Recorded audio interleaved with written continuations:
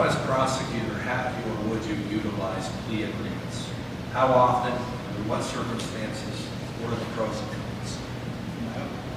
Well, you know, there has to be plea bargaining. There's no question about that. But I think it is completely hypocrisy to say I have this 97% conviction rate or 100% conviction rate. Just let me give you an example. Now, there was 12 people in 2015, and this is all public record. You can all look this up just like I did. Case numbers 15 CR 0088, 0385, 0494, 0527, 0574, 0821, 0914, 1085, 1130, 1197. All those guys were indicted by the grand jury for the forcible rape of children under the age of 13 or 10. They were all facing life in prison, signed an indictment by John Ferrero. Not one of them faced life in prison. Every one of those people had their charges amended down to flat time cases. Flat time cases. That means they all get out. That means they all get out of jail. And let me tell you, 7 years, 10 years, 11 years, 10 years, 10 years. Okay, they got significant sentences, but they're all going to get out. Every one of them. The grand jury indicted them, said they should face life in prison. They plea bargained every one of those down. Now, I can see it happening once in a while, but 12 out of 12, look them up yourself, ladies and gentlemen. That's what I did. And that shouldn't happen. That should not happen. He signed the indictment, so the grand jury said Jeff, the question was, under what circumstances would you go on, and what are the pros and cons? I mean, every case is different, and you have to look at every case differently. Now, what happens at a pretrial? The judge talked to the lawyers about the case. He's never done a pretrial.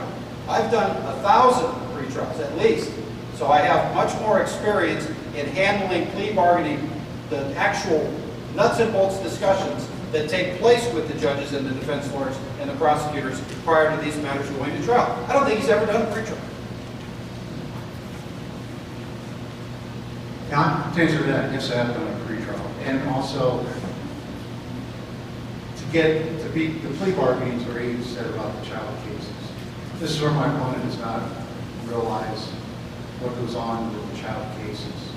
We have the Children's Network where we handle these cases.